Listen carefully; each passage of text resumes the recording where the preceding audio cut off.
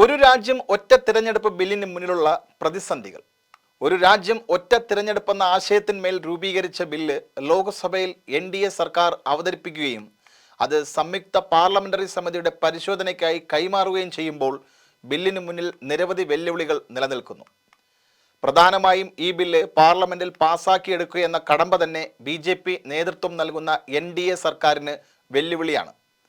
അതായത് കേവല ഭൂരിപക്ഷമില്ലാത്ത സർക്കാരിന് പ്രതിപക്ഷത്തിൻ്റെ പിന്തുണയില്ലാതെ ഇത് പാസാക്കിയെടുക്കുക ഇപ്പോഴത്തെ നിലയിൽ അസാധ്യമാണ്. 543 അംഗ പാർലമെന്റിൽ 268 അംഗങ്ങൾ NDAയ്ക്കൊപ്പവും 198 പേർ പ്രതിപക്ഷത്തുമാണ്. 2/3 ഭൂരിപക്ഷം ഉണ്ടെങ്കിൽ മാത്രമേ ബില്ല് നിയമമാക്കിയെടുക്കാൻ പറ്റൂ.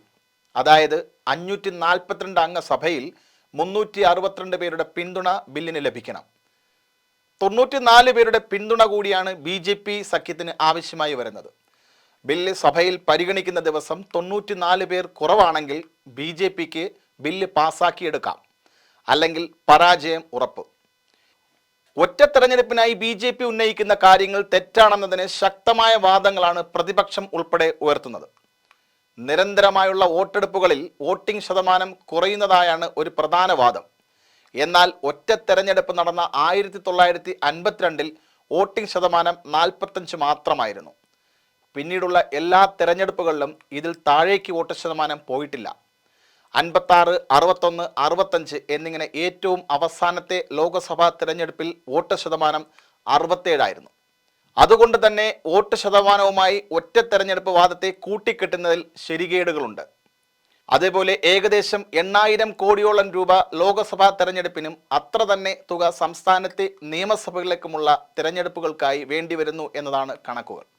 ഈ തുകയിൽ കുറവ് വരുത്തുന്നതിന് വേണ്ടിയാണ് ഒറ്റ തിരഞ്ഞെടുപ്പെന്ന മറ്റൊരു വാദമാണ് BJP മുന്നോട്ട് വയ്ക്കുന്നത്. എന്നാൽ ഈ രണ്ട് തിരഞ്ഞെടുപ്പുകളും ഒന്നിച്ച് നടത്തുമ്പോൾ ഉണ്ടായേക്കാവുന്ന മെച്ചം 1000 മുതൽ 1500 കോടി രൂപയുടേത് മാത്രമാകുമെന്നാണ് കണക്കുകൾ വ്യക്തമാക്കുന്നത്.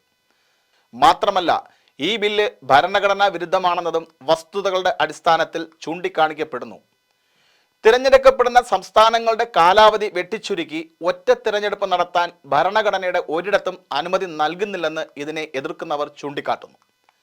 2031 അധികാരത്തിൽ വരുന്ന കേരള സർക്കാരിനെ 3 വർഷം കഴിയുമ്പോൾ പിരിച്ചുവിട്ട് ലോക്സഭയിലേക്കും നിയമസഭയിലേക്കും ഒറ്റ തിരഞ്ഞെടുപ്പ് നടത്തണമെങ്കിൽ ഭരണഘടനാപരമായി സാധിക്കില്ല. പാർലമെന്റിന് വേണ്ടി സംസ്ഥാന നിയമസഭകളെ പിരിച്ചുവിടാൻ ഭരണഘടനയിൽ എവിടെയും പറയുന്നില്ല. ഇതാണ് രാജ്യത്തെ ഫെഡറലിസത്തെ വെല്ലുവിളിക്കുന്നതാണ് ബില്ല് എന്ന് പറയുന്നത്. ഈ സമയത്ത് ബില്ല് കൊണ്ടുവന്നതിന് പിന്നിൽ BJPയുടെ രാഷ്ട്രീയമാണെന്നാണ് പ്രതിപക്ഷവും ബില്ലിനെ എതിർക്കുന്നവരും വാദിക്കുന്നത്. വിലക്കയറ്റവും ഭരണപരാജയവും മറച്ചുവെക്കുവാനുള്ള തന്ത്രമാണ് ഇതിന് പിന്നിലുള്ള ഒരു കാരണമായി പറയുന്നത്.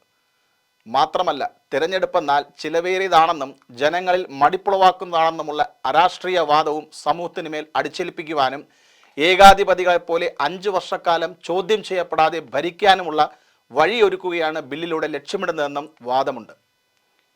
തിരഞ്ഞെടുപ്പ് ശല്യമാണെന്നും സ്ഥിരമായ ഭരണ സംവിധാനം വേണമെന്നുമല്ലാതെയുള്ള വാദങ്ങൾ എതിർക്കപ്പെടേണ്ടതാണ്.